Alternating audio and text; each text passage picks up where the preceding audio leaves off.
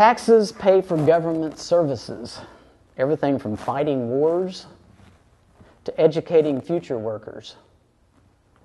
And you can think of a million other things. Without taxes, these services would not be possible or would have to be picked up by non-government businesses. I'm giving you time to think just a little bit there. Is there anything that we do, that government does, that would be difficult to do privately? The free market people are always saying, oh, we just need to get government out of everything, let private business take care of it. They want to privatize Social Security. They want to privatize health insurance. They want to privatize the roads so that we act, instead of paying a gas tax and the bills being contracted out for roads, they would just, I guess everything would be a toll road, or if you had a big business, you wanted people to be able to get to it, you'd have to build a road to it. I don't know exactly how it works. To me, it doesn't work. But the free market people, that's the way they think about it. Any discussion of cutting or increasing taxes must be preceded by a discussion of what government services we need or no longer need or want. In other words, you can't just go out and say, we're going to cut taxes. Well, you can. I mean, they do it, and you can see the havoc it causes. But you shouldn't. It's irresponsible to go out and say, okay, we're going to cut taxes. Or we're going to raise taxes. That's getting the cart before the horse. We need to be saying, there's a service that we want or we need. So we're going to figure out how to provide this service, and one component of providing that service is charging a tax for it. And the opposite is true. If we look carefully at what government services are being provided, and we say, this service is no longer needed, or this service is being poorly managed, and we can trim it back or cut it out, then once we have developed a surplus, we can talk about cutting taxes. Unfortunately, our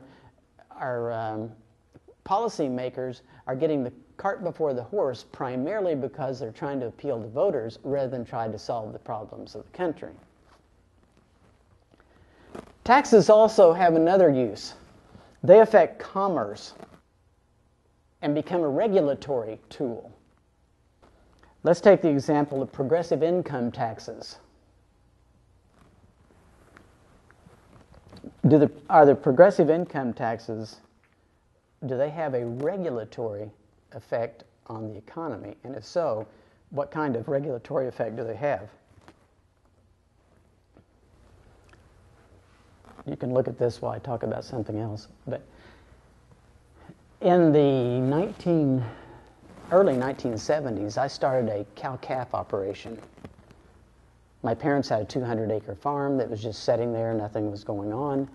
So I essentially had free use of a 200-acre farm, which is another one of those nice little fortunate advantages I had in life. But I decided to start a cow-calf operation, started buying cows, letting them have calves, raised the calves up, I had more cows, and I'm able to grow a business that way.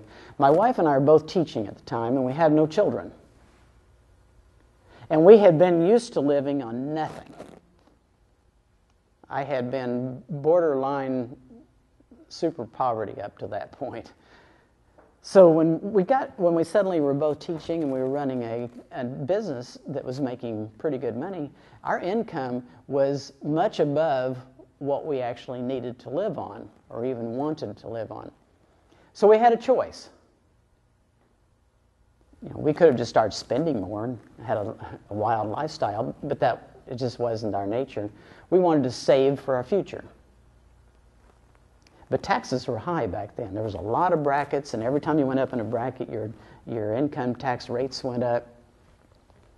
So what we'd do is every year we'd go talk to our tax advisor, and we'd find out what can we do with this farm business that helps us grow our wealth without actually taking income that we would just be taxed on to lose, essentially.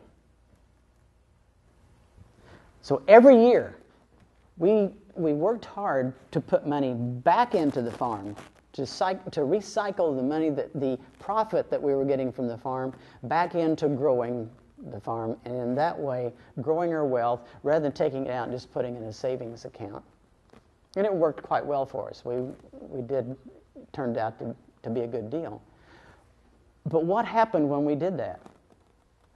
When we built a new barn rather than taking profit? When we bought more cattle rather than taking profit? When we improved our ponds and fences rather than taking profit?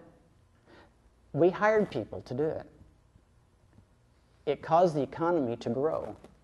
We hired people directly or we hired them indirectly when we were buying products. So in the process of trying to avoid taxes, start to say evade, in the process of trying to avoid the higher taxes, we ended up being a part of causing the economy to grow. If you look at the chart that I have up here, what I just said as an example should help you understand why that works the way it does.